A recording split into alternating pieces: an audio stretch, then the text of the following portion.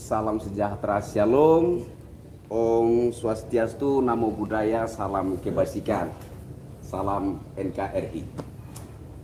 Saudara-saudaraku sebangsa setanah air, hari ini saya mendapat peluang istimewa. Ini menurut saya peluang istimewa bisa berjumpa dengan pengacaranya Mas Beki, Pak Kalau Gede Pasek. istimewa itu kayak martabak atau itu tuh pakai telur itu. Iya, soalnya saya sudah merasa tertarik duluan dengan Pak Gede Pasek sebelum berjumpa, karena saya melihat Pak Gede Pasek dalam mengawal kasus ini benar-benar dengan hati, bukan sebatas profesionalitas, tapi saya melihat kesan Pak Gede mengawal kasus ini benar-benar dengan hati. Nah, itulah kenapa saya katakan bahwa ini adalah peluang istimewa bagi saya secara pribadi bisa berjumpa dan berbincang-bincang dengan Pak Gede Pasek. Sama, Mas.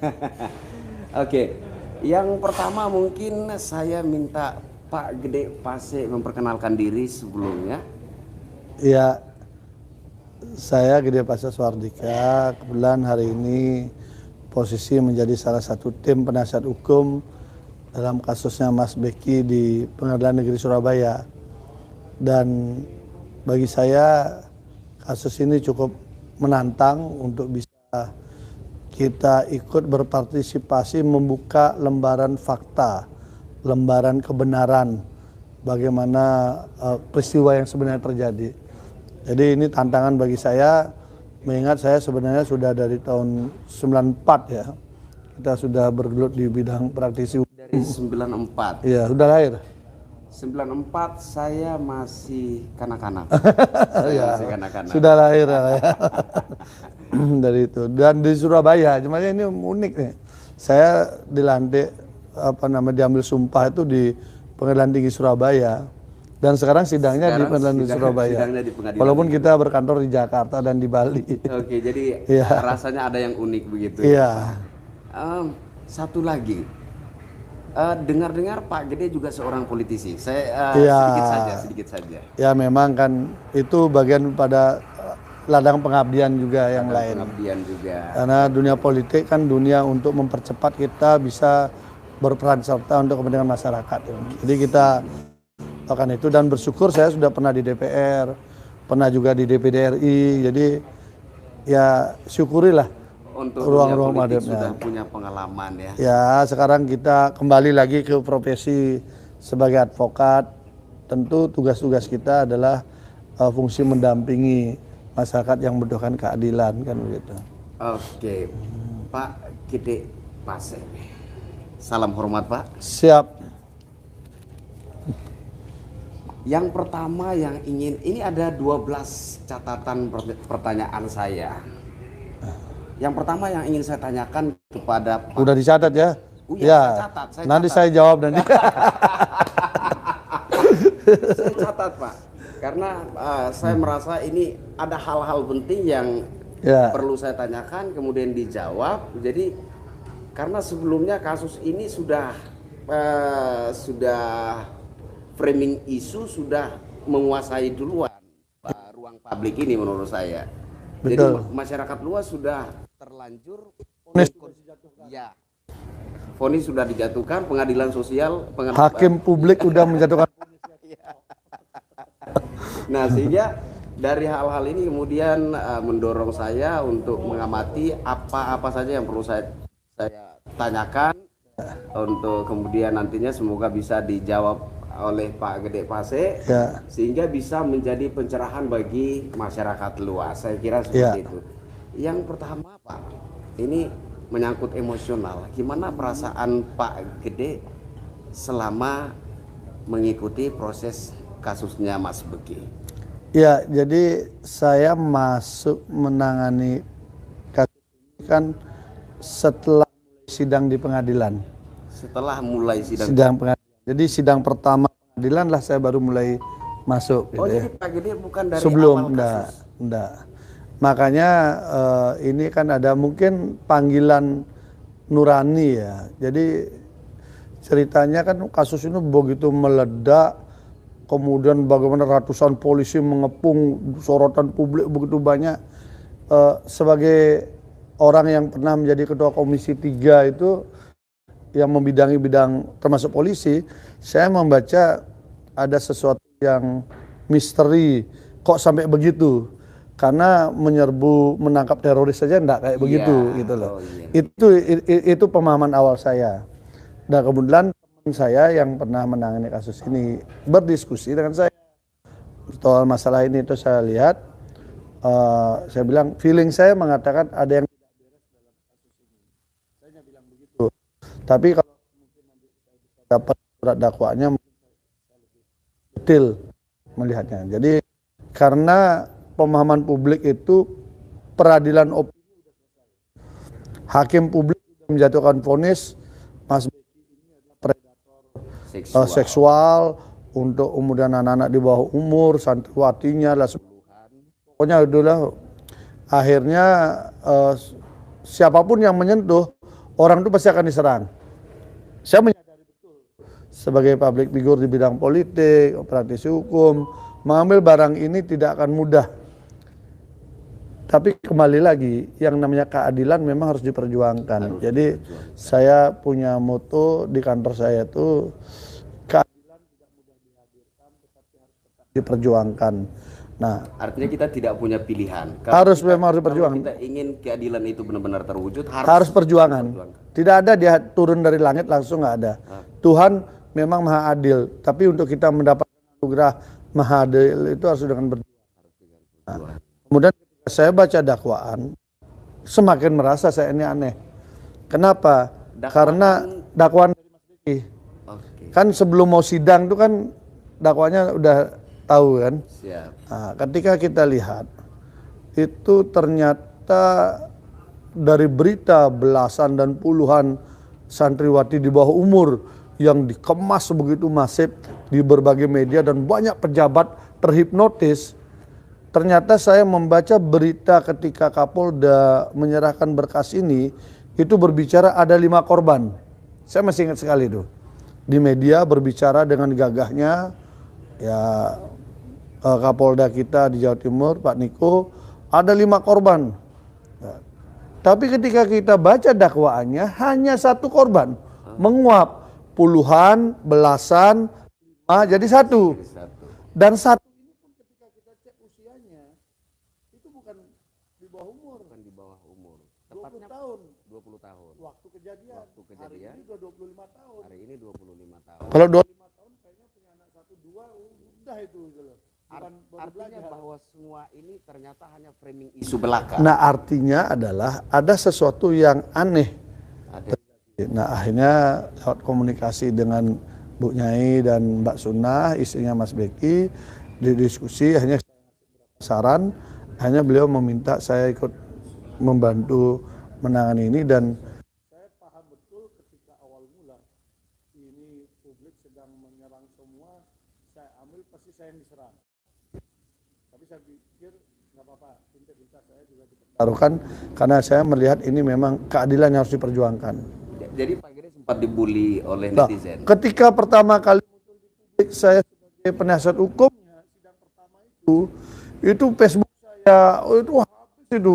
Orang-orang yang fanatik dengan saya pun, teman-teman lama itu banyak menyerang saya. Ngapain membela itu, menjatuhkan nama dan sebagainya gitu loh.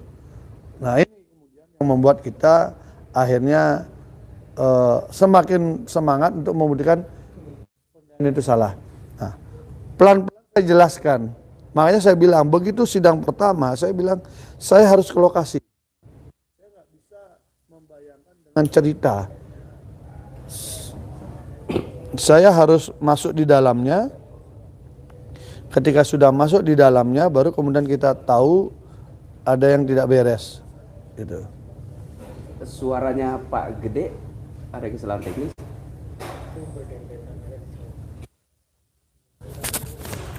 Yang mana ya nih? Dilihatin. Nah, itu hidup sama-sama. Itu 2 nih. Semuanya hidup.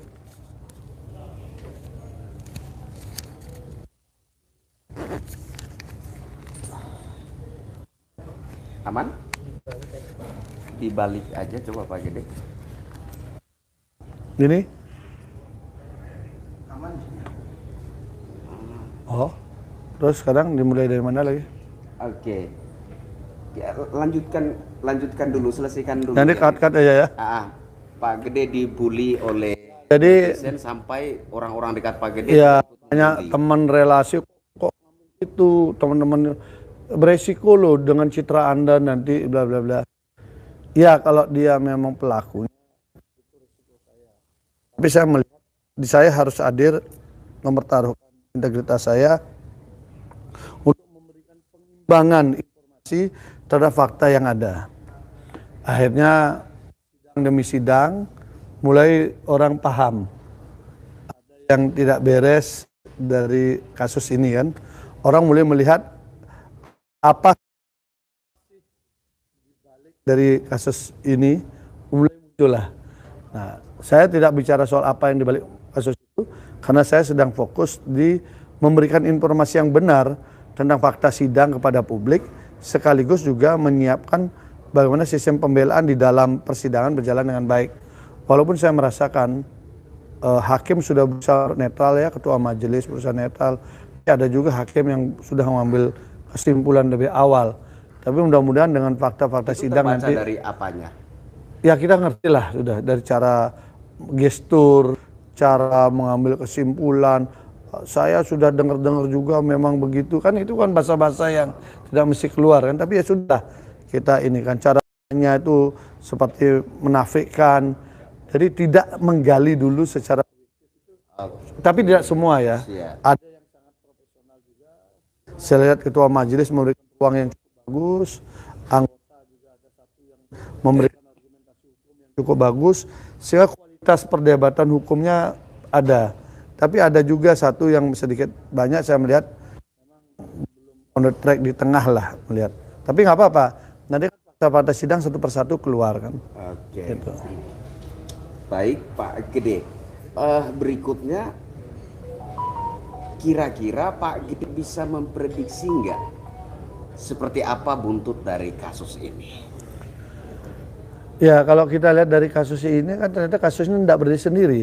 Contohnya begini ya, ketika sidang itu tiba-tiba ada demo.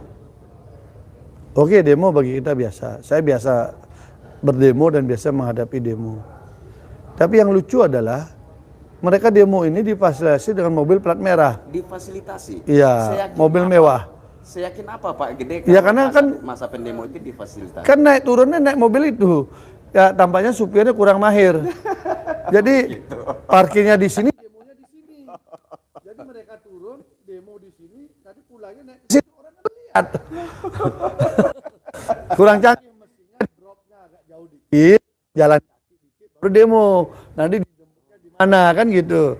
Jadi difasilitasi itu fakta ya Pak? Gitu? Fakta, dan akhirnya kan diakui juga. Tapi bahasanya bahwa itu mengantar ininya orang-orang LPSK, saksi-saksi yang dalam perlindungan LPSK. LPSK sudah ada anggarannya di APBN, masa pakai anggaran APBD lagi? Nah, berarti di situ saya membaca ada permainan kekuatan politik lokal memfasilitasi untuk menggoyang Sidikiah dan khususnya Mas Beki. Ini ada tidak bacaannya sudah begitu. Tinggal yang bisa terbaca. Ya publik udah lihat sendiri lah ya. Orang faktanya sudah ada kok. Gitu. Kemudian yang kedua, kemudian kita melihat dari Kementerian Perempuan dan Perlindungan Anak, Kementerian PPA, tiba-tiba mengirim surat meminta untuk menjadi pemantau sidang yang sifatnya tertutup kepada ketua pengadilan dan majelis hakim. Waktu sidang itu ketua majelis menyampaikan udah mencari jalan tengah. Kami setuju 2 saja untuk dari kementerian hadir. Saya bingung. Loh, katanya sidang tertutup. Kok ada yang mau datang memantau? Tertutup ya tertutup. Ya, akhirnya kita memberikan adu argumentasi. Saya sampaikan kalau memang sudah tertutup, yang mulia kita jaga tertutup. Marwah kehormatan pengadilan ini harus kita jaga bersama. Ini ranahnya yudikatif. Kementerian itu eksekutif. Kementerian itu bermasalah, korupsi dan sebagainya, diadilinya itu di yudikatif. Ngapain yudikatif takut dengan surat dari kementerian? Jadi kami tolak. Saya bilang, kami menolak tutup. Tetapi kalau memang mau terbuka, ayo terbuka sekalian. Wartawan kasih masuk, semua masuk, kita tonton terbuka. Akhirnya dipilih, kemudian ditolak itu. Artinya saya membaca ada upaya masuk terus. Kompolnas datang, ngapain Kompolnas datang? Proyek apa ini? Kompolnas datang ke pengadilan. Dia kan tugasnya jagain polisi. Nah, kan? Kemudian LPSK yang overdosis menurut saya. Overdosis berapa? Overdosis begini. Semua saksi-saksi yang dianggap kepentingan pihak sana itu difasilitasi oleh LPSK, dikasih seragam, kasih macam-macam. Padahal saksinya itu kategorinya testimonium di audit tuh. Saksi yang tidak melihat, mendengar, dan mengalami peristiwa itu. Itu saksi-saksi ini berkumpul orang-orang sakit hati yang menyerang Mas Beki dan Sidikiah. Itu sudah subjektif loh Pak, kalau ya fakta sidang. Oh begitu. Fakta sidang. Mereka ini rata-rata diberhentikan atau dikeluarkan dari Sidikiah. Setelah itu dia baru melakukan perlawanan, kan sakit hati. Dan di sidang sendiri saya tanya, ada melihat peristiwa? Tidak. Ada yang masih tinggal di Pati ke Jombang jauh untuk dia menjadi saksi. Ada dari Kudus, dari jauh-jauh. Bagaimana dia mau jadi saksi peristiwa itu? Ternyata dia mendengar cerita. Jadi kalau mendengar cerita, dari cerita ini kemudian diceritakan di sidang pengadilan, orang ini menjadi saksi, ini namanya saksi gosip. Jadi saksi yang berbicara karena terima gosip. Yang mendengar informasi itu tidak boleh jadi saksi. Memang aturannya testimonium di audit tuh. Saksi itu harus ya melihat, mengalami, dan menyaksikan secara langsung ya peristiwa itu. Nah kalau dia tidak mendengar juga tidak, melihat juga tidak, mengalami juga tidak, dan tinggal di kota yang lain waktu peristiwa, kok yang begitu jadi saksi dan diseragamkan LPSK. Lah kita kan uang negara dipakai model begini gimana? Dan lebih parah lagi, setiap ahlinya LPSK tampil menjadi pembicara untuk membangun peradilan opini terhadap kasus ini. Nah ini kan hal yang nggak pas kan. Nah ini contoh aja. Contoh saja yang harus kita cermati agar kita bisa tahu bahwa tidak mudah untuk melakukan penegakan hukum seperti ini di tengah kepungan berbagai elemen yang mencoba bagian daripada peradilan opini sendiri. Apalagi kita lihat saja ketika kasus terjadi, izin Sidikiah tiba-tiba mau ditutup, ya kan? Izinnya ditutup, apa hubungannya? Memangnya sekarang kayak kasus kepolisian, Sambo ini kepolisiannya ditutup? Kan tidak. Nah ini kan untung kemudian Kementerian Menko PMK kemudian membatalkan itu kan. Nah dengan cara begitu hanya kita diuntungkan. Oke, Pak Gede sepertinya yakin sekali bahwa kasus Mas Beki yang awalnya dihebohkan dengan isu pencabulan ini tidak murni. Artinya ada hal lain yang menjadi pemicu di balik kasus isu pencabulan itu. Ya pakai gini aja, asusila ini kan lucu. Dari puluhan, belasan anak di bawah umur, Kapolda bilang 5, turunannya di dakwaan jadi 1. Yang 1 ini terkait dengan 2 peristiwa. Peristiwa tanggal 7-8 Mei dan peristiwa tanggal 18 Mei. Nah, 2 peristiwa ini pun janggal dua-duanya gitu loh. Dan dari hasil saksi-saksi yang ada sampai sekarang. Tinggal sekarang yang kita pikirkan, apakah pengadilan ini memang tempat untuk mencari keadilan atau pengadilan ini tempat untuk penghakiman di mana orang sudah masuk yang penting dihakimi.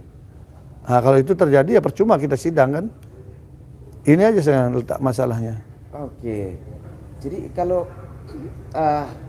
Pak Gede bisa melihat, bisa mengira-ngira gitu, kira-kira hal apa saja yang bisa diduga sebagai pemicu dari isu pencabulan yang kemudian mencuat itu? Ya, Mas Beki ini kan anak tunggal. Ya. Anak tunggal yang diakui oleh Kiai Tar sebagai pelanjut lah ya dan dipercaya untuk mengurus banyak urusan di sana, dan beliau tentu menjadi gangguan bagi orang-orang tertentu yang ingin menguasai Sidikiyah. Itu yang kami dapatkan. Sisi yang lain ada politik lokal yang merasa tidak nyaman dengan eksistensi Mas Beki dengan Sidikiyahnya. Politik lokal spesifik. Ya, artinya ada kekuasaan lokal yang tidak nyaman lah. Gampang kita lihat.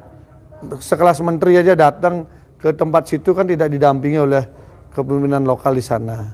Itu kan sederhananya berpikir gampang itu. Gitu. Kalau menteri datang biasanya kepala daerah apa kan semua ngikut kan. Ini kan tidak gitu loh biasanya. Ya pengalaman saya melihat kan begitu biasanya. Ini contoh aja.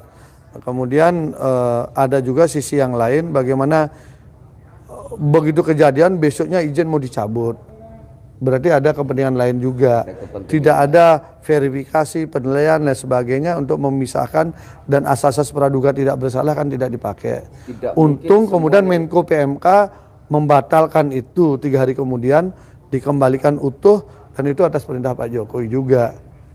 Artinya tidak mungkin semuanya itu terjadi secepat itu kalau Tidak ada mungkin. kepentingan di balik.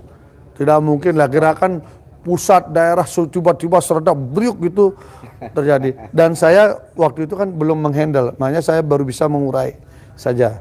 Hari ini tugas saya adalah bagaimana pengadilan opini yang sudah terjadi menjadi perang opini.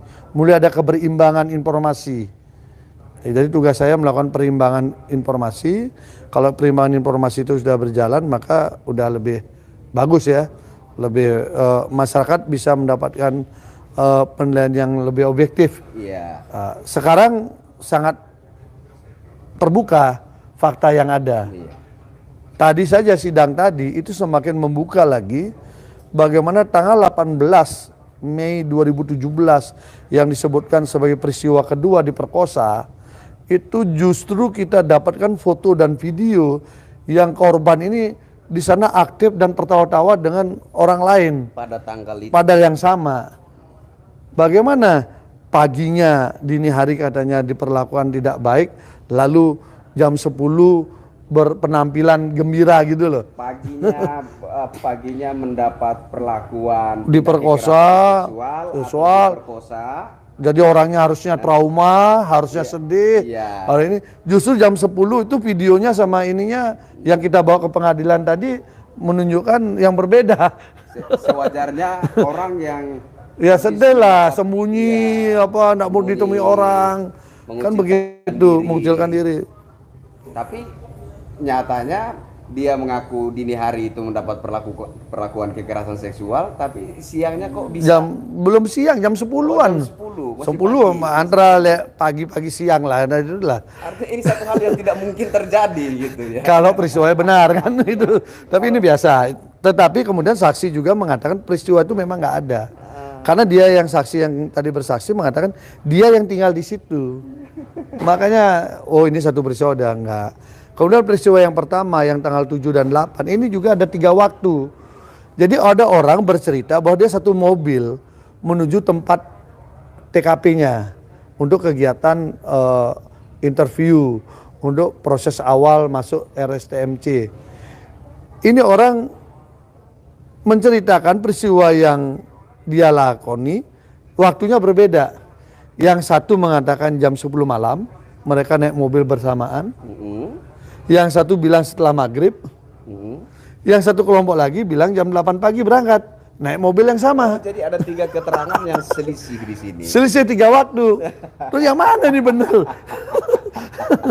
Jadi tampaknya yang ngatur skenario, ngapalkan teksnya nggak pas. Mungkin ada sutradara, ada asisten sutradara. Ini tampaknya tidak sinkron ini ngatur waktunya. Ini fakta sidang loh ya, rekamannya ada.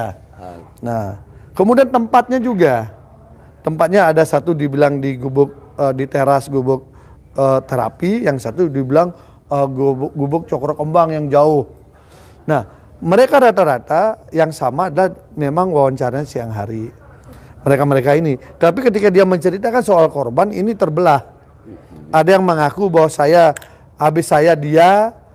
lihat sendiri, yang ini cerita ini sudah pulang tapi dia mendengar bahwa ini dibawa di dalam. Jadi Itulah kasus. cerita yang saling berselisih satu dengan yang lainnya. Ada yang berselisih, ada yang bertabrakan juga, ada berserempetan. Jadi dalam kasus ini memang saya menyadari apakah ini menjadi pengadilan atau penghakiman, ini yang kita lihat. Tapi kalau penghakiman publik udah sempat terjadi. Hari ini publik mulai dicerahkan, mulai orang mengerti. Karena semua manusia pasti punya rasa keadilan. Hari ini kita bisa marah sama orang itu kita anggap penjahat. Tapi ketika lama-lama kita tahu ternyata dia bukan penjahat, maka rasa iba kita akan muncul, kemudian rasa pembelaan kita akan muncul. Nah, tapi kan harus dihadirkan dulu. Nah, tadi saya dapat informasi dari saksi, salah satu saksi tadi, yang sering membantu proses pengobatan terapi di tempatnya yang dibangun Mas Beki. Dia bagian jemput-jemput orang di pedesaan, di pedalaman gitu kan. Nah, mereka ini cerita bahwa kalau misalnya tidak sembuh di sini, harus dirujuk ke rumah sakit, itu Mas Beki juga nanggung. Membiayai gratis. Di sini pengobatan gratis, ternyata jiwa sosialnya Mas Beki tinggi sekali. Jadi cara beliau itu. Dan saya mendengar juga beliau itu punya program membantu janda-janda yang tua, hidup kurang bagus, kasih bantuan sembako secara rutin. Kegiatan sosialnya luar biasa. Yang menjadi sorotan publik hari Orang-orang seperti ini malah diinikan. Iya, peristiwa asusila. Iya, peristiwa asusila. Makanya kan saya berapa kali tanya pada saksi-saksi yang hadir, apakah ini pemerkosaan, apakah ini persetubuhan, apakah ini pencabulan? Pada bingung semua cerita. Oh, jadi ketiga-tiga ini beda? Beda. Kalau pemerkosaan itu dia melakukan dengan pemaksaan, ancaman kekerasan. Ya, jadi kemudian ada kemudian bersetubuh dan lain sebagainya. Kalau persetubuhan bisa saja suka sama suka. Kalau pencabulan tidak mesti sampai persetubuhan. Oh, begitu. Meremas-remas alat-alat vital, itu sudah termasuk pencabulan. Makanya saya kejar apa masalah ini berbeda-beda. Oke. Melihat dari sayang ya sidangnya tertutup ya, karena begitu. aturannya sih. Jadi melihat dari fakta-fakta persidangan yang sementara ada saat ini, apakah boleh kita berasumsi bahwa sebenar-benarnya peristiwa pencabulan itu tidak ada? Kalau saya meyakini peristiwanya memang nggak ada. Itu saya bilang ini fiktif. Kenapa? Kalau dia betul peristiwanya, mestinya waktunya tidak ada 3. Waktunya 3. Dari orang yang sama yang mengaku naik mobil APP merah. Ada waktu. Ada berangkat jam 10 malam, ada yang berangkat jam habis maghrib, ada yang berangkat jam 8 pagi. Sama-sama ngotot di atas sumpah. Kita yang bingung kan? Ini yang benar yang mana? Sama-sama ngotot tapi keterangannya ada yang saling bertabrakan, ada yang saling berselisih. Kemudian ketika dibawa ke ke lokasi di mana lokus deliktinya, ada 2 tempat berbeda lagi. Jadi bagaimana kemudian ini? Nah, itu satu. Kemudian yang lucu lagi, kan kemarin diramaikan soal pemakaian ritual pakai kamben Sidomukti gitu kan. Nah, ini ada satu saksi nih. Cerita dia, saya disuruh begini pakai ini, saya buka baju. Wah, pokoknya serem lah. Di mana? Itu ada kolam, di bawahnya gubuk cokro-terapi. Ada kolam, di situ saya berendam, harus dibuka semua ini. Oke, sama siapa? Dia sebutkanlah 2 nama. 2 nama ini jadi saksi. 2 nama ini saya tanya, nggak ada peristiwa itu. Ini saksi satu ini dilindungi LPSK. Saksi yang membual ini dilindungi LPSK.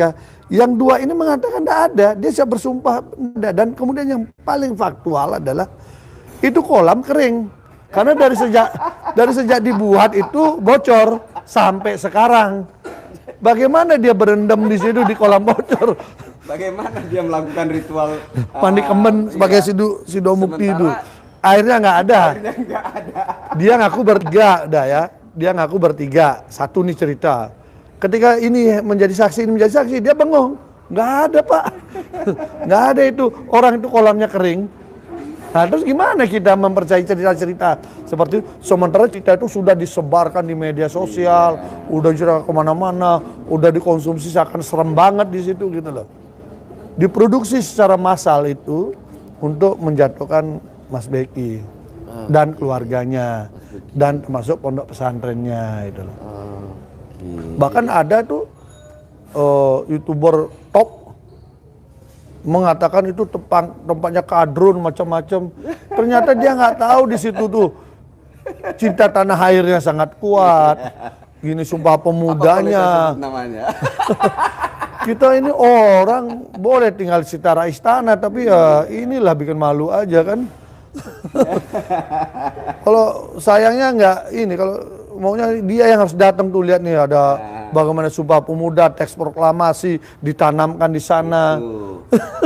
Kita kan kunjungi lokasinya. Coba datang dan lihat sendiri di lokasi Pondok Pesantren Siddiqiyah. Kalau hari ini kita bicara tentang nasionalisme, saya secara pribadi merasa malu karena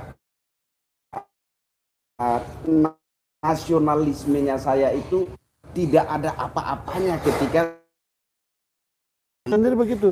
Lah, kalau memang betul diri dengan posisi yang katanya kadrun lah macam-macam, mungkin memakai saya yang secara agama itu saya orang Hindu. Iya kan nggak mungkin kan? Tapi karena nasionalisme, karena ini dan dia melihat faktual ini, jadi kita langsung klop. Kita bicara kebangsaan kita klop, kita bicara keadilan kita klop, gitu loh.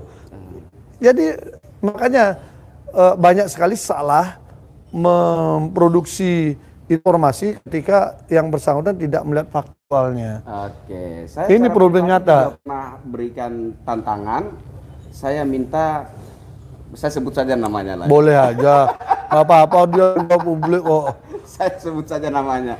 Itu si Pak Rudi Kamri. Dia seorang guru juga loh Pak. Guru ya? Dia seorang guru juga. Makanya saya bilang, coba Pak Rudi itu datang ke dari konsep Pondok Pesantren Siddiqiyah. Kelihatan itu. Tapi mungkin saya aja masuk di situ, wah, sangat nasionalis. Bener cara berpikirnya. Tapi beliau kayaknya sudah punya kontrak tertentu dengan WCC. Ya nggak ngerti lah saya.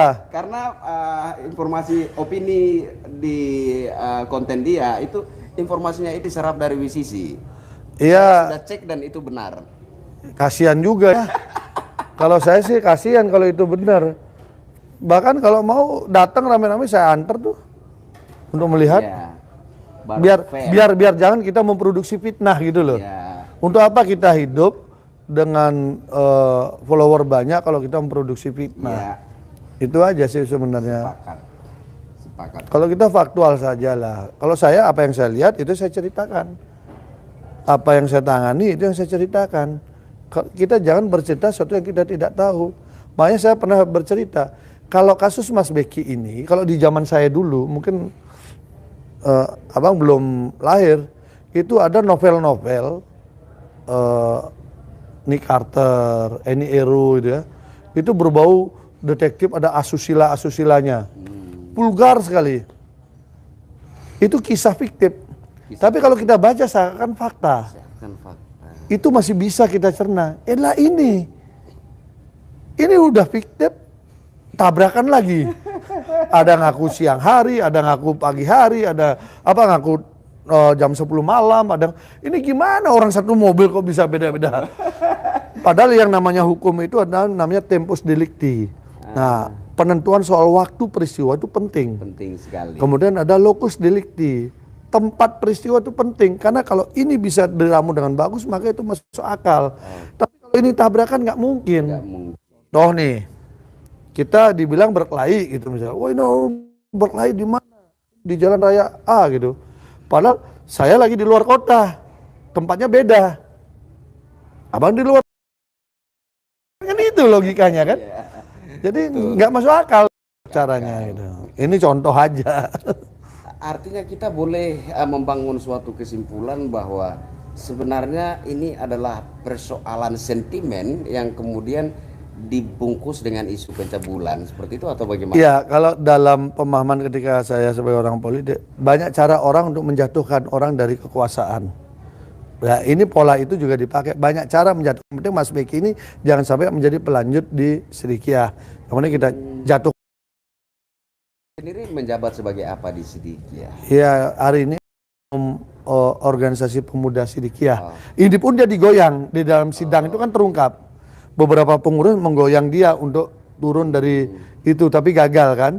Nah, sehingga ini orang ini dikeluarkan. Nah, orang-orang ini sakit hati.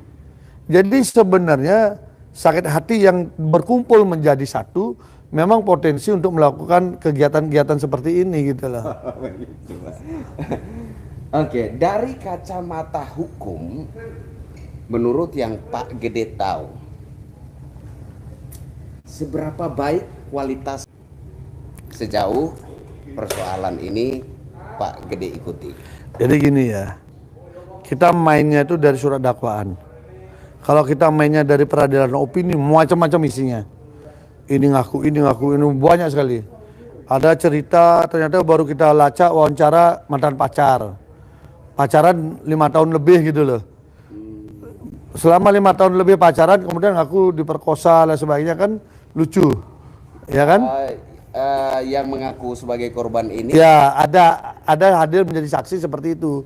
Setelah saya tanya, ternyata dia pacaran 5 tahun. Pacaran 5 tahun. Ya, oke, 5 tahun pacaran, terus gimana? Ya udahlah, ada yang nggak boleh saya ceritakan di sini. Tapi intinya dia pacaran 5 tahun sampai melakukan hal yang jauh. Oke. Itu dinarasikan bahwa dia perkosa. Itu narasi. Tetapi kita jangan ngomong itu dulu. Siap. Kita ngomong di dakwaan saja. Dakwaan ini ada satu orang korban, mengaku korban. Ada 2 peristiwa. Jadi fokus saja di situ. Ini satu orang, ini benar nggak di 2 peristiwa ini? Nah, peristiwa pertama adalah dia waktu mau interview, ini sudah tabrakan. Yang tadi saya cerita, ada yang bilang berangkat jam maghrib, setelah maghrib, ada yang bilang setelah kuliah, jam 10 malam, ada yang bilang jam 8 pagi. Sama-sama mereka interview. Sama-sama duduk di situ. Sama-sama diinterview sama Mas Beki. Kok berbeda semua? Berbeda. Nah, ini. Waktunya. Artinya peristiwa pertama sudah tabrakan. Peristiwa yang kedua, itu jam 2.30 dini hari. 10 hari kemudian, menurut korban mengaku tanggal 18. Nah, tanggal 18 itu kemudian konon dia dapat WA ancaman. Sampai sidang tadi itu WA itu tidak pernah muncul di HP-nya. HP-nya kadang sudah disita, tidak muncul tuh WA itu kayak apa. Oke. Kemudian dia bangunlah cerita bahwa WA itu dilihat oleh si A. Si A ini kemudian memberikan saran untuk hadir. Lalu minta tolonglah kepada si B untuk menggandeng dia naik sepeda motor ke tempat TKP yang disuruh oleh Mas Beki. Sampai di situ ada si C. Ini ceritanya korban. Si C tadi jadi saksi, bilang itu nggak pernah ada. Nah, kita minta yang ini dihadirkan oleh jaksa. Jaksa mengatakan tidak perlu dihadirkan karena saksi sudah cukup. Loh, ini tersebut di dalam sebuah peristiwa, tapi kenapa nggak dihadirkan? Kan lucu. Bagaimana kita merangkai sebuah peristiwa kalau saksi-saksi yang berkesesuaian tidak dihadirkan? Dan ini saksi fakta. Lalu yang dihadirkan saksi di mana dia mendengar cerita dari orang lain, dipakai seragam LPSK, dihadirkan di situ. Gagah. Tapi dia menceritakan tentang cerita orang lain. Ini kasus ini hari ini posisinya begitu. Dan ini harus saya sampaikan kepada publik. Memang faktanya begitu, fakta sidangnya. Nah, lalu bagaimana kita kemudian menegakkan aturan menghukum orang dengan konstruksi peristiwa seperti itu? Sementara ada dasar-dasar hukum bahwa lebih baik kita membebaskan 1.000 orang yang bersalah daripada menghukum 1 orang yang tidak bersalah. Itu ada gium hukumnya. Saya minta diulangi sekali lagi. Lebih baik membebaskan 1.000 orang yang bersalah daripada kita menghukum 1 orang yang tidak bersalah. Lah ini sudah jelas konstruksi peristiwanya saja sudah nggak jelas. Kemudian dari puluhan belasan anak di bawah umur 100 predator seksual turun menjadi 5 ini juga lucu. ada katanya hanya disuruh buka baju saja, ada katanya hanya diajak ngomong saja, ada yang mantan pacar 5 tahun, kemudian ada yang korban ini yang mengaku kemudian 2 kali diperlakukan tidak baik. Ya ini kalau saya bongkar lebih parah lagi dan kami hadirkan di sidang. Adakah orang yang mengaku setelah diperkosa itu justru main chat-chatan sama orang yang diperkosa, sama yang perkosa? Jadi guys, ini Nah, orang ada nggak? Coba kasih saya contoh di mana.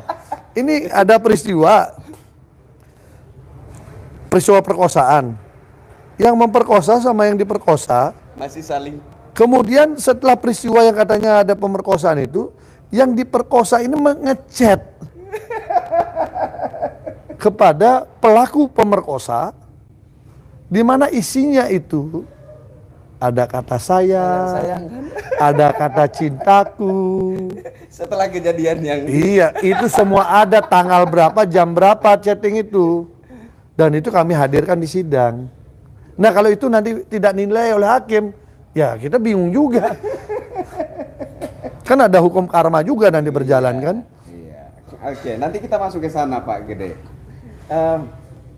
Berikut yang ingin saya tanyakan, di persidangan ke-11 atau 12, kalau saya nggak salah ingat, yang ke-11 atau ke-12, di situ Pak Gede dalam memberikan pernyataan kepada wartawan, ada Pak Gede menyebutkan isu 303. Apa maksudnya? Enggak, itu kan lagi rame waktu itu kasus apa namanya Sambu kan, kemudian kerajaan kekaisaran Sambu yang berada di Mensi rame. Saya hanya bilang bahwa proses kasus-kasus yang penuh rekayasa itu bisa muncul seperti halnya kasus yang disebut jaringan 303 kan gitu. Nah, apabila itu terjadi maka ya berhentilah sampai di kasus Sambu saja. Jangan lagi kasus-kasus yang lain. Oke, artinya yang dimaksud oleh Pak Gede adalah gambaran proses hukum yang syarat dengan rekayasa itu nggak boleh terjadi lagi. Oke. Itu kan bahasa simbolik. Oke, lagi bahasa ngomong simbolik. 303. Siap. 303 ini kan sebuah pasal tentang perjudian yang kemudian selalu dianggap sebagai melawan hukum, tapi selalu dipelihara untuk menjadi ATM kekuasaan juga kan. Oke. Sejauh Pak Gede ikut menangani persoalan kasus Mas Biki ini, seberapa meyakinkan netralitas dari instansi-instansi yang berkaitan dalam penanganan proses hukumnya Mas Biki ini? Saya melihat banyak yang tidak netral di awal, tapi saya menyadari karena banyak tekanan. Kalau kita baca dari Kementerian PPA itu kan mengakui siapa itu namanya tuh, deputi apa staf ahli atau apanya yang bicara di YouTube itu, bahwa mereka dengan bangganya menyatakan mendatangi Kejaksaan Tinggi, mendatangi Kompolnas, mendatangi Komjak, mendatangi Komnas Perempuan, didatangi untuk ikut sama-sama menekan kasus ini biar berlanjut. Jadi kasus ini berlanjut karena tekanan. Gampang cara mengukur begini. Kasus yang hari ini membawa Mas Beki ke pengadilan ini itu lebih 5 kali bolak-balik P19 dilengkapi lebih Sudah sampai di kejaksaan. padahal aturannya di Mahkejapol itu antara Mahkamah Agung, Kejaksaan dan Polisian kalau sampai 3 kali bolak-balik maka arahnya ke SP3. Ini lebih 5 kali. Lebih 5 kali bolak-balik ya. Dipaksakan. Nah, itu satu. Bagaimana kita mengatakan itu tidak ada intervensi? Kompolnas nongol, LPSK overdosis. Yang mewakili Kompolnas? Ada Beni Mamoto sama Bu Tuti, siapa tuh datang ujung-ujung sidang. Ini Ketua Kompolnas ini Pak Mahfud MD tolong diperhatikan ini ya. Jadi orang-orang pemerintahan saya mohon supaya kalau memang mengintervensi suatu persoalan kasus di masyarakat harus hadir benar-benar secara objektif. Jadi gini, kalau barang itu sudah di pengadilan, itu harus bebas intervensi. Harus bebas. Oh begitu. Iya, karena peradilan itu bebas merdeka. Artinya ini sudah tidak etis lagi kalau ada. Ya, iya dong. Kemana saya tekan, ini bisa saya tekan. Sekarang saya tekan pengadilan. Ngamuklah kita. Belum lagi ruangan-ruangan di pengadilan negeri itu enak aja mereka pakai podcast. LSM pakai podcast di dalamnya. Saya melihat ini semacam gambaran kesewenang-wenangan. Gambaran begitu kuatnya intervensi menguasai pengadilan. Oh begitu. Ini yang kita urai pelan-pelan, kita berikan penyadaran lagi. Pengadilan pun kita sampaikan, Pak, ini pengadilan kita jaga bareng-bareng. Jaksa, penasihat hukum, majelis hakim, sama-sama kita jaga pengadilan ini untuk orang mencari kebenaran. Fakta kita isi. Jangan kasih orang lain intervensi. Ngapain ruang-ruang di pengadilan dipakai untuk podcast LSM bersama Kementerian PPA? Kementerian PPA udah punya ruangan. Ngapain harus dipakai di situ? Mereka kita sidang, mereka di sebelah kita. Kan ini sudah nggak steril sidangnya ini. Kalau mau buka, buka sekalian. Wartawan boleh masuk, saksikan sidang. Walaupun ini sidang aturan tertutup. Sekalian kan? Nah, mudah-mudahan saja dengan mulai publik melihat fakta-fakta yang ada, semua kasus ini mulai bisa berjalan dengan objektif. Tentang podcast itu, kan sudah ada klarifikasi dari pihak pengadilan negeri. Kecolongan. Ya kecolongan apa? Colong itu kecurian. Berarti kalau ada yang mencuri. Jadi nggak masuk akal dengan tentang klarifikasi itu nggak masuk akal. Ya gimana orang masuk di ruangan ber-AC, ruangan ditutup begitu. Kalau orang itu orang nyolong namanya. Orang itu masuk di dalam ada satpam. Polisi segitu banyaknya ngapain kalau kemudian ada yang nyolong di situ dibiarin? Kan polisi banyak tiap sidang. Lo ngapain? Iya, saya juga pernah mempertanyakan ini karena biar kelihatan serem kan? Saya pernah ikut aksi juga di beberapa instansi dan saya mengalami bahwa untuk melakukan aksi di instansi kepemerintahan, instansi negara itu enggak leluasa. Ada beliau nggak leluasa, tapi kalau difasilitasi bisa leluasa. Ini yang kemudian menjadi tanda tanya, kok ini kenapa kok bisa ada LSM yang setelah melakukan aksi di depan pengadilan negeri Surabaya kok bisa dengan leluasa masuk ke ruang sidang anak pengadilan. Tapi klarifikasinya kecolongan, kami kecolongan, apa bisa masuk akal? Ya sudahlah. Yang penting publik tahulah bahwa ada demo naik mobil pemerintah itu kecolongan, iya. Bahwa ruangan pengadilan dipakai podcast oleh LSM sama Kementerian PPA kecolongan, iya. Yang penting boleh kecolongan, yang penting putusan akhir vonisnya adalah yang terbaik untuk keadilan. Itu aja kita minta. Oke. Pak Gede, terkait framing media.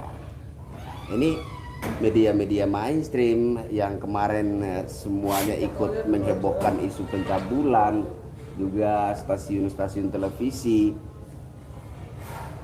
Ternyata itu semua hanya framing yang tidak berkesesuaian dengan fakta-fakta di lapangan. Nah, apakah dari dan sampai sekarang belum ada satupun yang membuat klarifikasi ya, baik itu dari media-media mainstream, baik itu dari stasiun-stasiun televisi. Nah, dari pihak Mas Beki, apakah ada niat atau rencana untuk melakukan menggugat atau setidak-tidaknya melayangkan somasi begitu kepada media-media tersebut, kepada televisi-televisi tersebut? Enggak sih, sampai sekarang enggak. Karena ya kemarin kan karena pihak yang menskenariokan kasus ini memproduksi secara massal dan masif untuk melakukan peradilan opini, dan kemudian media mengambil utuh secepatnya tanpa klarifikasi lebih detail. Tapi pelan-pelan kan sekarang media udah mulai melihat fakta sidang, kan fakta sidang nggak bisa diutak-atik lagi. Kalau saksinya begitu ya begitulah, kalau buktinya begini ya beginilah, kan nggak bisa lagi diakalin. Hanya kami melihat memang beberapa media yang dulu getol begitu gencar, tiba-tiba untuk mengungkap fakta yang sebenarnya ini tidak imbang dengan semangatnya kemarin. Ya harapan kami imbang dong. Iya. Kalau kemarin nyerangnya 100%, sekarang faktanya diceritakan juga 100%. Sehingga nanti publik ada pencerahan lah. Itu aja sih, kalau kami sih enggak. Apalagi saya dulu kan besar dari media juga. Jadi kayak wartawan lama memahami lah. Tapi sekarang kalau kita lihat pemberitaan kan, fakta sidang apa kan sudah Nggak ada nyata. Sudah fakta-fakta yang muncul kan. Misalnya begini. Kita melihat kasus visum aja. Visum ini kan lucu. Saya tanya sama dokternya, apa syarat visum? Pertama, orang itu melapor ke polisi, lalu polisi mengajukan surat ke rumah sakit. Lalu apa yang terjadi? Tahu nggak kasus ini? Si korban ini melapor 2019 Oktober. Visumnya tahu keluar berapa? Agustus 2018. Sebelum melapor, visum udah keluar.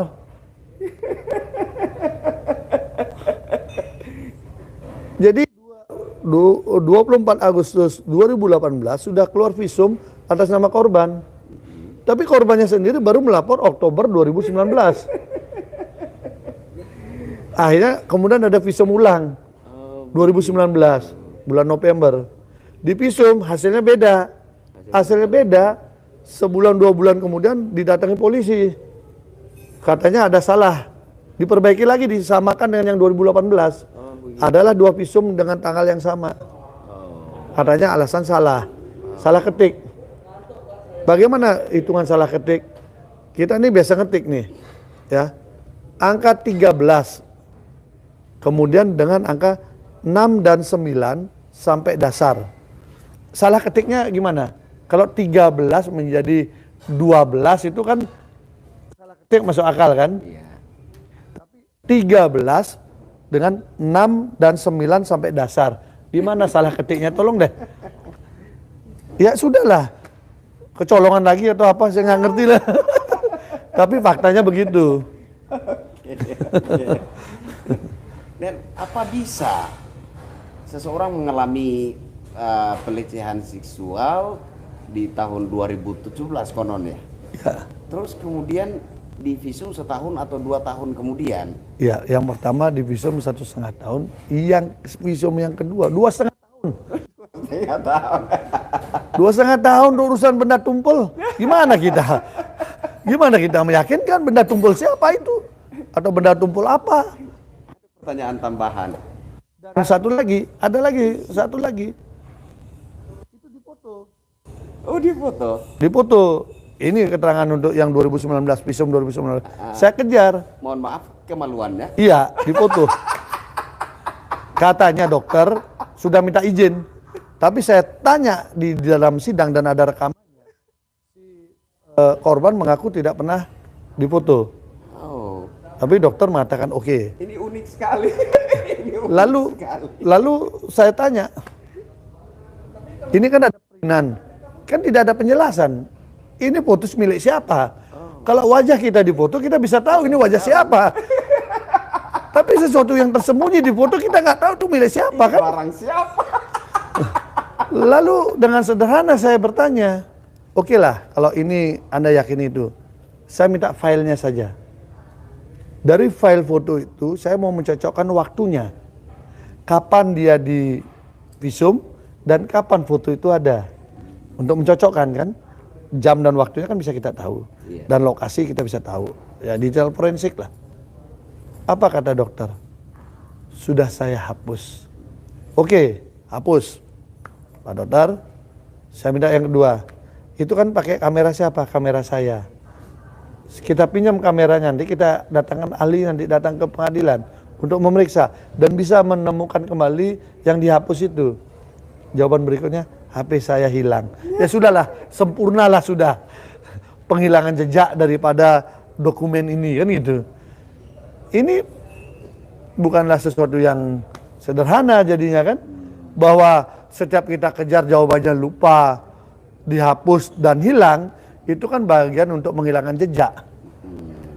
Itu kondisinya. Oke, Pak Gede. Sejauh Pak Gede ikut menangani proses kasusnya Mas Beki, Ya. apakah pernah Pak Gede mengalami tekanan atau intimidasi dari pihak tertentu? Oh itu sih sampai sekarang syukur alhamdulillah astungkare ya, puji Tuhan itu tidak ada. Tidak ada, dan karena kita juga sudah pengalaman menikmati dunia-dunia begitu zaman-zaman aktivis dulu kan. Termasuk juga waktu kemarin-kemarin itu kan ngalami juga. Mudah-mudahan tidak ada lah. Ya kalau ada kita video aja, kita orangnya itu kan, kita langsung siaran langsung kan. Kalau kita bisa-bisa mau dicegat itu kita langsung live aja. Udah ketahuan semua orang. Kita berharap moga-moga yang begitu-begitu enggak ada lah. Iya enggak lah. Kita ambil fokus saja lah. Mudah-mudahan semakin banyak orang sadar lah. Oke, dari perbincangan kita ini ternyata kita bisa melihat bahwa ada sederet kejanggalan dalam tahap demi tahap proses kasusnya Mas Beki ini. Iya. Dari kacamata hukum menurut Pak Gede, apa kejanggalan yang paling krusial? Kejanggalan yang paling krusial peristiwanya. Peristiwanya itu ada atau tiada? Fakta atau fiktif? Kalau dilihat dari konstruksi cerita dengan saksi yang ada, maka ini fiktif. Artinya tidak ada peristiwa Mas Beki memperkosa orang. Bukan beda narasinya dengan begini. Oh, ini bukan pemerkosaan, tapi suka sama suka. Berarti peristiwanya ada. Hanya beda. Ini bersetubuh, yang ini pemerkosaan. Oke? Tapi ini peristiwanya nggak nyambung. Pertama itu siang hari. Siang hari di lokasi itu rame. Dan kemudian bisa dibuktikan juga tabrakannya antar saksi satu sama yang lain. Soal tempat dan soal waktu. Jadi kan gimana sebuah fakta? Tempatnya dan waktunya berbeda-beda antar saksi satu sama lain. Kan tidak mungkin. Makanya saya bilang cerita Nick Carter dan Eni Ero itu lebih gampang dicerna walaupun itu narasi fiksi. Nah kalau ini fiktif, skenarionya bagus, tapi yang menghafalkan naskah nggak bagus. Sehingga ketika bersaksi tabrakan mereka. Satu sama lain, seragamnya sama, pakai seragam LPSK. Tapi ketika bersaksi berbeda-beda keterangannya. Tidak saling menguatkan, tetapi saling berbenturan satu dengan yang lainnya, begitu. Iya, ketika pakai akal sehat logika kita nggak nyambung. Oke. Itu sih jadi. Pak Gede, ini masyarakat luas ini sudah terlanjur mengkonsumsi framing isu yang negatif tentang Mas Beki. Tapi pelan-pelan kan sudah mulai membaik sekarang. Oke. Intinya bahwa kita nggak bisa pungkiri fakta itu sudah terjadi. Masyarakat luas sudah terlanjur mengkonsumsi ya, isu negatif tentang Mas Beki, tentang Kiai Haji Mukhtar Mukti, tentang Pondok Pesantren Sidikiyah. Himbauan apa yang bisa Pak Gede berikan untuk sebagai pencerahan kepada masyarakat luas? Jadi gini, hari ini yang dimaknai sebagai korban itu kan yang mengaku saksi korban ini. Itu korban yang disebutkan dengan ini didukung oleh orang lain. Tapi mereka korban ini lagi happy-happy. Coba aja lihat di Instagram, di ini ya. Mereka, ini baru pertama kali saya lihat konsep LPSK, ya konsepnya LPSK itu bisa share lokasi. Karena LPSK ini konsepnya kan gini, dia safe house. Semua saksi biar aman, maka ditaruh di safe house, disembunyikan. Tapi mereka share itu di Instagram, di medsos, bahwa mereka ada di sini asik loh, saya bisa makan-makan, dikawal kemana-mana, bla bla bla. Loh ini gimana? LPSK kok dibiarkan saksinya memproklamirkan diri, saya ada di mana, lagi ngapain, enak loh, pakai uang negara gitu loh. Jadi saya melihat ini bukan kumpulan korban, tapi ini sedang menikmati bagaimana dia sedang menyakiti orang lain. Siapa korban sebenarnya dalam kasus ini? Jadi kalau abang tahu, korban sebenarnya dari kasus ini adalah yang pertama 4 anaknya Mas Beki. Dia kehilangan kasih sayang ayahnya. Yang kedua adalah istrinya. Istrinya harus pontang-panting mengurus 4 anak dan mengurus Mas Beki juga yang dalam tahanan dan mengurus kepentingan yang lainnya. Ini korban sebenarnya dari peristiwa ini. Siapa korban berikutnya? Bapaknya Mas Beki, yang selama ini Mas Beki yang merawat karena usianya sudah 94 tahun. Dan ibunya harus mengurus menjembatani semua urusan. Inilah korban utama dari peristiwa kasus Jombang. Ini korbannya. Mas Beki nggak bisa merawat orang tuanya yang usia 94 tahun. Kemudian istrinya harus pontang-panting mengurus 4 anak, apalagi ada bayi baru 2-3 bulan, mengurus yang anak sekolah, mengurus Mas Beki dari Jombang dan ke Medaeng. Inilah korban sebenarnya. Dan Kementerian PPA enggak ngerti ini. Gitu loh. Berat sebelah. Ya tidak objektif aja. Kalau mau objektif, datangin dong, lihat dong ini. Sehingga objektivitasnya bisa terjaga gitu. Ini yang tidak dilakukan oleh stakeholder yang ada. Komnas Perempuan juga sama. Ini 4 anak ini jadi korban loh. Seandainya Mas Beki bukan pelakunya, tapi tetap dihukum. 4 anak ini kan terganggu pendidikannya. Jadi satu orang dewasa yang mengaku diperkosa, tapi bisa bikin status di medsos, kemudian bikin video di Facebook terbuka, kemudian dia bisa melakukan apa saja layaknya orang dewasa, dianggap sebagai korban. Ini kan jadi problem. Jadi itu korbannya. Ini seakan-akan memberikan saya gambaran bahwa korban sesungguhnya itu adalah Mas Beki itu sendiri.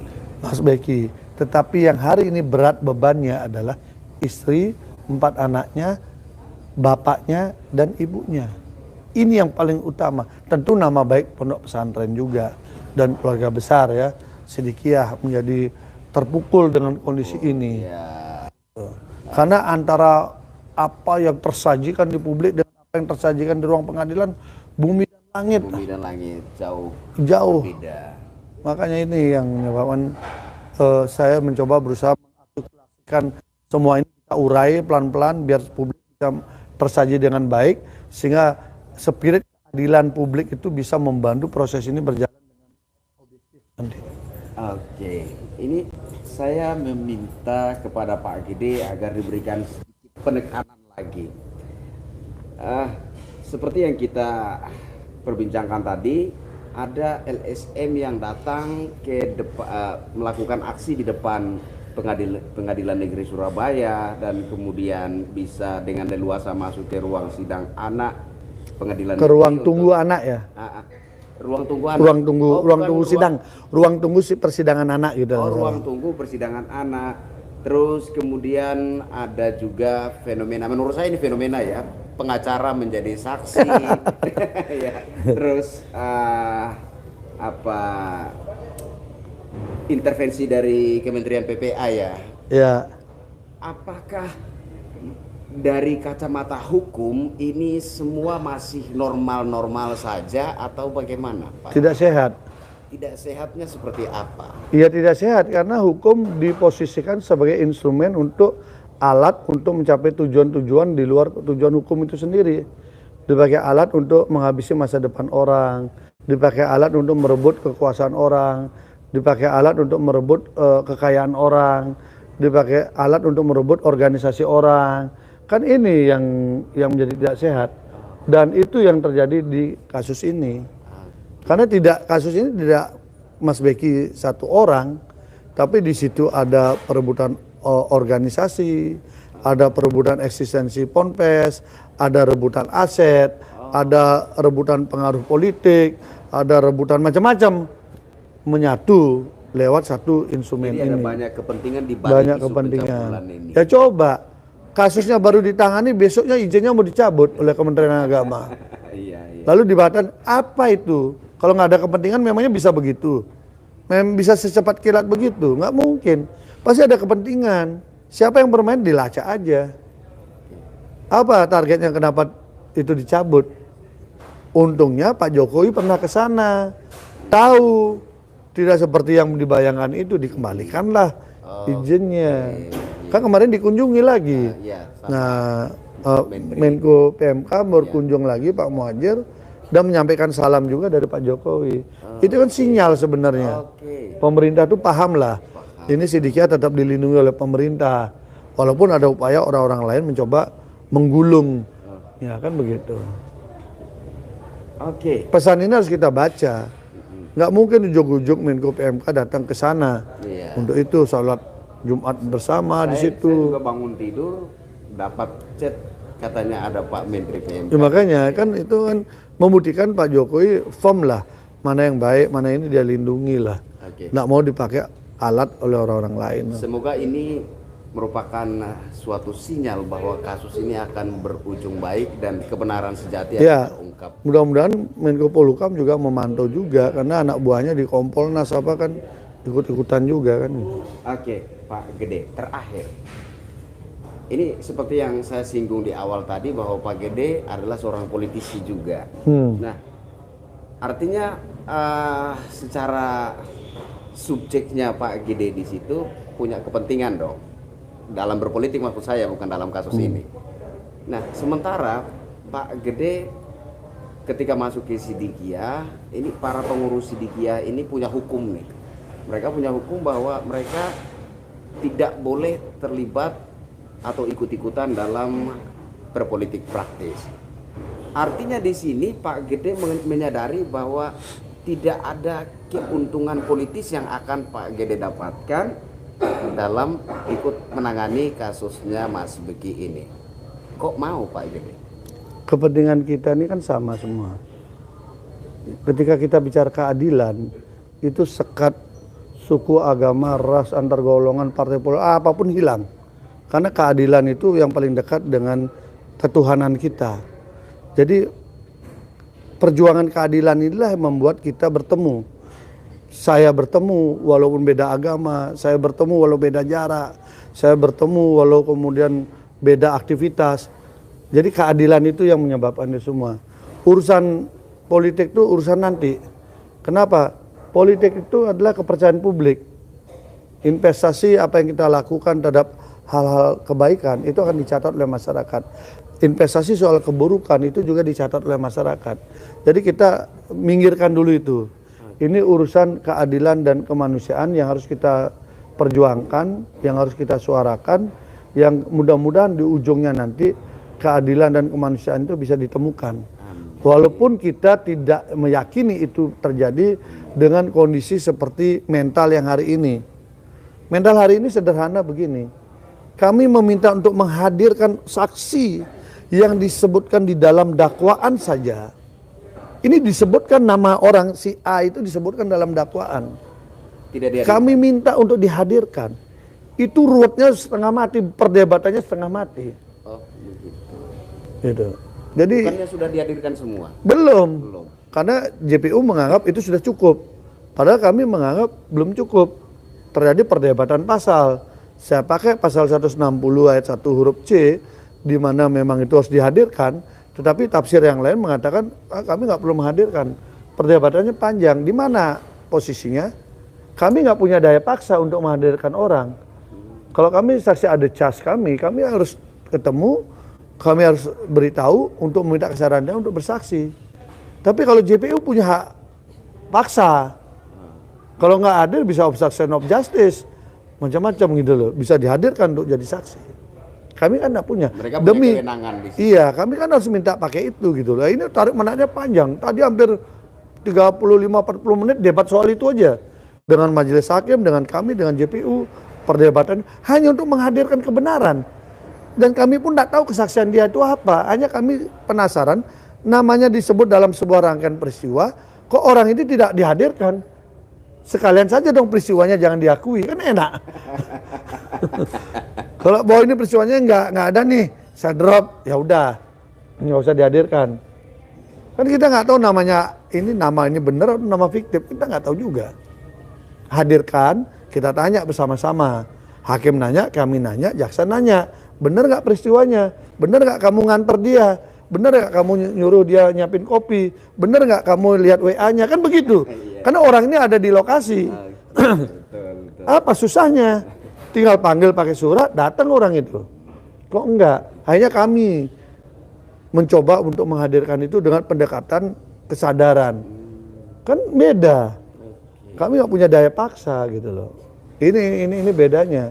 Karena ini kan kasus pidana. Oke. Itu posisinya, sehingga bagi saya keadilan inilah yang menjadi tantangan untuk bisa kita suarakan. Artinya berjuang untuk memunculkan keadilan itu jauh lebih penting daripada Betul. kepentingan politik atau kepentingan apapun kira-kira itu. Saya dulu memperjuangkan namanya keadilan dengan yang saya yakini ketika membantu Mas Anas, jabatan saya Ketua Komisi 3 dicopot di DPR. Enggak apa-apa. Ya memang begitulah kita ketika memuliakan keadilan. Tapi saya yakin karena Tuhan itu Maha Adil, beliau sendiri akan mengangkat orang-orang yang mencintai keadilan gitu loh. Amin. Di situ letak positioning kita ya. Oke, Pak Gede, Iya, banyak terima kasih sama-sama. sudah memberikan peluang istimewa buat saya untuk Terima kasih. bertemu dan berbincang-bincang. Semoga perbincangan kita ini bisa memberikan satu gambaran yang lebih terang terkait apa sebenarnya persoalan yang terjadi di Jombang. Iya. Semoga masyarakat bisa lebih objektif dalam memandang baik itu ke Mas Bekinya dan juga ke Ponpes Sidikianya. Betul. Pak Gede, semoga sukses selalu. Ya, dalam- sukses bersama kita. Oke, amin. Jangan sukses terus kita bersama-sama, saling mendoakan. Amin. Oke. Sehat juga kita sehat bersama. Berarti salam sukses bersama. Iya. Baik dalam menangani kasus Mas Beki maupun juga di karir politiknya. Ya. Semoga Pak Gede sukses duluan, kemudian saya nyusul ya Pak Gede. Bareng-bareng juga nggak apa-apa. Amin. Atau kalau pola kereta api boleh juga. Ada masinis, ada gerbong. Jadi lokomotifnya jalan sampai di stasiun bareng-bareng. Amin. Saya amin aja deh, mudah-mudahan Ya. itu terjadi. Oke, terima kasih Ya, banyak, Pak sukses. Gede. Oke, saudara sebangsa setanah air, demikian perbincangan saya dengan Pak Gede. Beliau adalah pengacaranya Mas Beki. Saya merasa tertarik sekali bertemu dengan dia, berbincang-bincang seperti ini karena saya melihat beliau ini salah satu pengacara yang ketika menangani suatu kasus tidak hanya secara profesional tetapi beliau menangani kasus dengan hati. Nah, inilah yang kemudian membuat saya merasa tertarik dan saya ngotot harus ketemu Pak Gede Pasek. Sekian, semoga perbincangan kita ini bisa memberikan pencerahan kepada saudara-saudara sebangsa setanah air agar bisa lebih objektif dalam melihat kasus yang terjadi di Jombang yang menyeret nama besar Mas Beki, Mbah Yai Mukhtar Mukti dan juga Ponpes Sidikia. Saya Krisyanto Yen Oni dan Gede Pasek Suardika. mohon pamit undur diri. Wassalamualaikum warahmatullahi wabarakatuh. Salam sejahtera, shalom, om santi santi, santi om, namo buddhaya, salam kebajikan. Salam NKRI. Merdeka.